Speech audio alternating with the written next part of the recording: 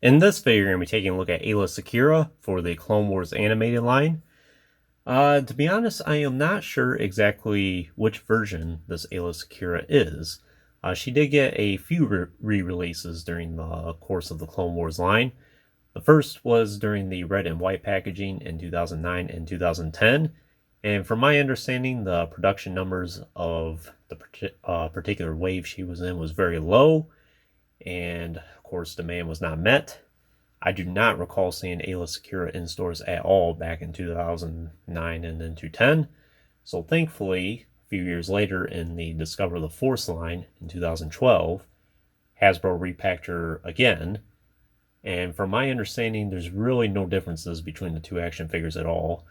Some people suggest there are some very ever so slightly differences in the paint, but it's so minuscule that it's basically the same exact action figure, just a straight repack. So I'm not really sure exactly which version this is. And that's because I got this through Tungori loose. I forget exactly when I got this action figure. It was either 2019 or 20 or 21. It's been within the last 5 or 6 years or so.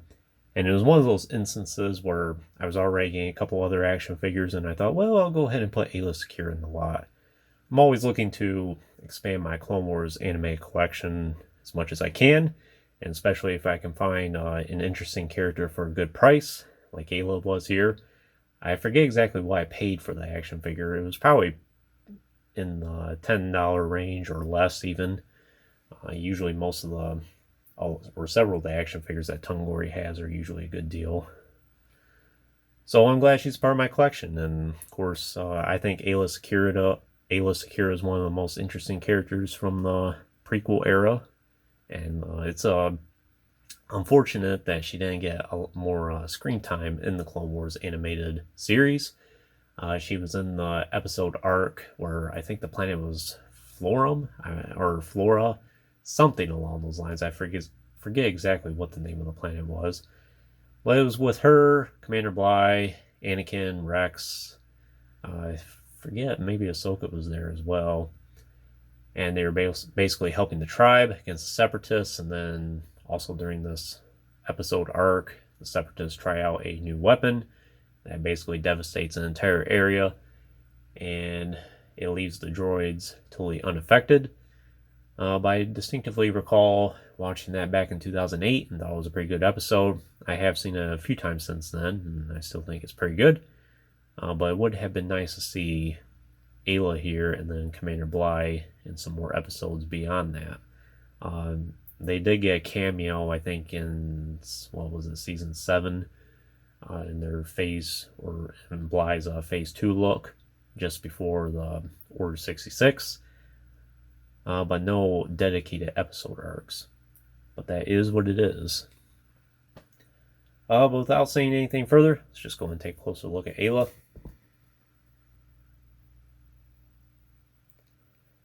So I think this is a pretty good action figure.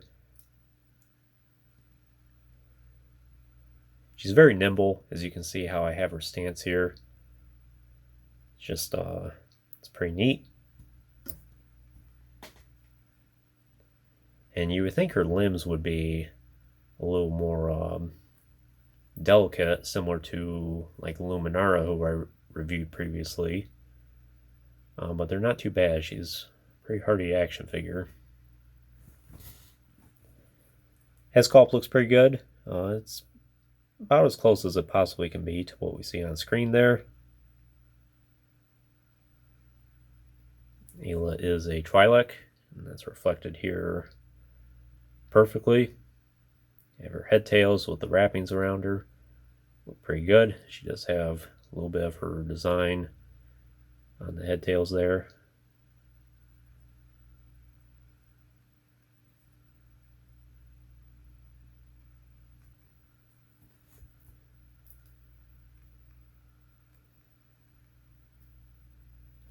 Of course, Aayla is known for not wearing a whole lot of clothing.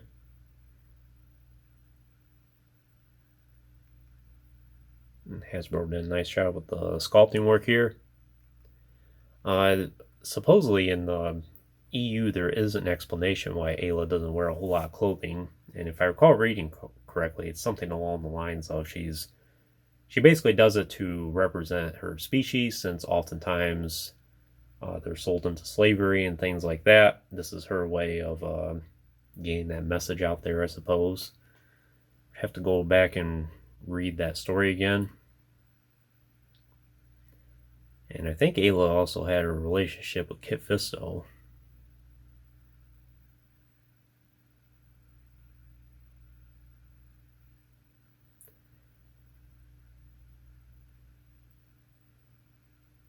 So Hasbro did basically sculpt her in an hourglass figure here.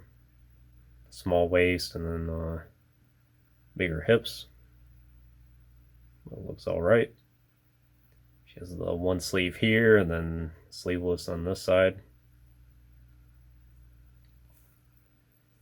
Has her belt, the loincloth, and her pants, and her boots. And they did give her high heel boots, which is interesting.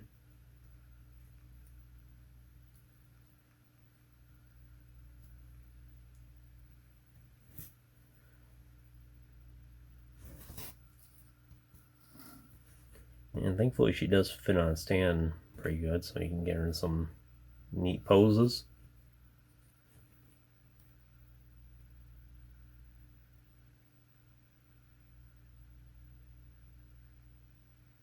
And speaking of posing, in terms of her articulation, she is super articulated. She does have the ball joint at the head, and hinge shoulders, elbows, swivel wrists, swivel waist, and swivel hips, and hinge knees, and hinge ankles.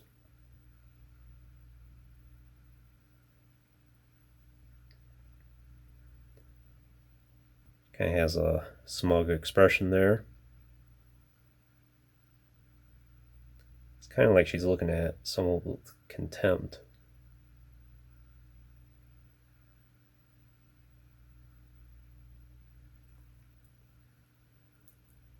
So in terms of her weapons and accessories, she does come with a decent amount. Now, if you have the 2012 version, she will come with the Galactic Battle Game card, but I do not have one. But if you have the 2009 version in the red and white packaging, she will not have that card. But standard accessories between both versions are lightsaber, nice blue blade. I think that hilt is pretty much unique to her. At least it seems like something that I think this hilt also comes with the TVC Aayla Securas, and maybe the Revenge of the Sith ones as well. But she does not have a spot on her belt where you can plug in a lightsaber hilt. There is a peg here where it could accommodate one. And then she has this flight gear here. So she does have this jetpack. You can take off this harness here. And then she has this breathing gear, which can also be taken off. And then she has these goggles. Very small accessories. Would recommend being careful. Obviously, you will have to pop her head off in order to get that harness on.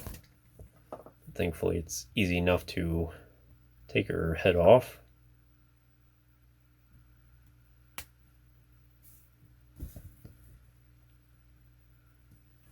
It doesn't make her look like she has no neck.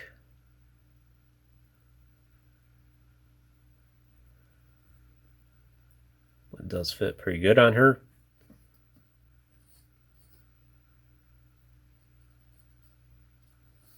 And unfortunately, you're going to have to be careful, I think, with the jetpack. Her head tails are just going to have to sit there, but the jetpack does stay in the place decent enough to where it won't fall off. You will want to be careful there. And then for her goggles, to be honest, I don't think I've ever really put these on, so I'm not exactly sure how they will fit. But it looks like on the sides here, you can fit those around her ears. So let's see if that'll work. And sure enough, it does. Not the best fit, but it's good enough.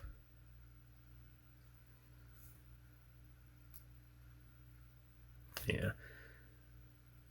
Looks pretty good.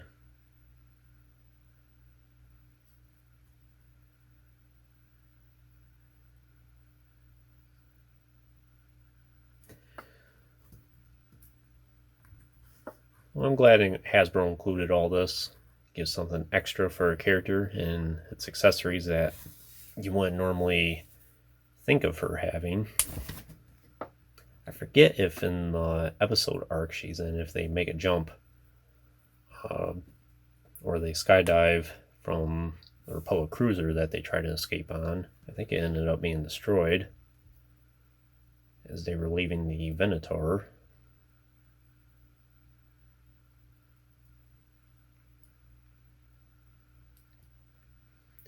And perhaps she had that gear on. I would have to go back and check.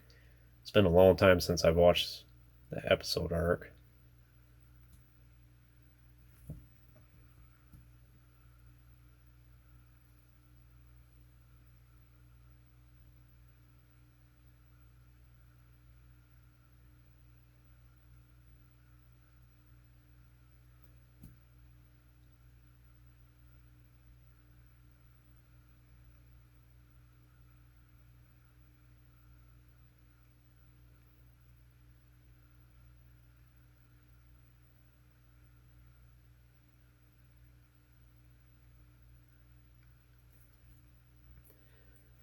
Well, I think that's pretty much all I can tell you about Aayla Secura here.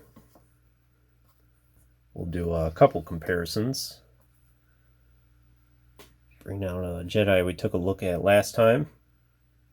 Luminara Unduli. We're pretty good together. Bring out Shakti.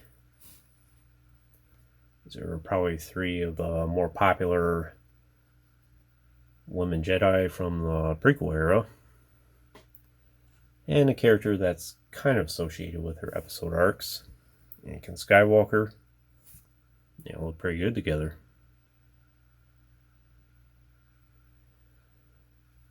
But I think that's all I can tell you about Aayla here. Would I recommend her for your collection? I definitely would. She's a fantastic action figure. Depending whichever version you want to get, I don't think it really matters. If you really want the Galactic Battle Game card, then the 2012 version is the one for you.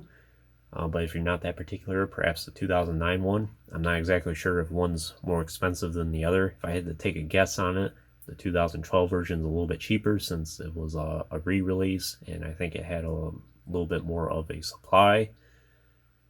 And as far as I know, there's really no differences between the two action figures. And I'm trying to think. I don't think there was any other releases or other sculpts of Aayla in the Clone Wars animated line. But I'm glad Hasbro at least made Aayla.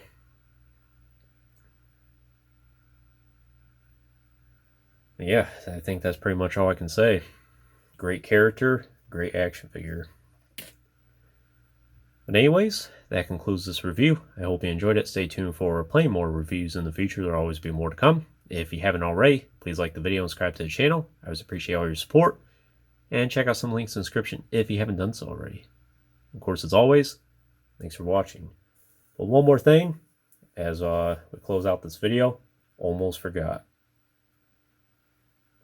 Clone Commander Bly there. Of course, they look really good together.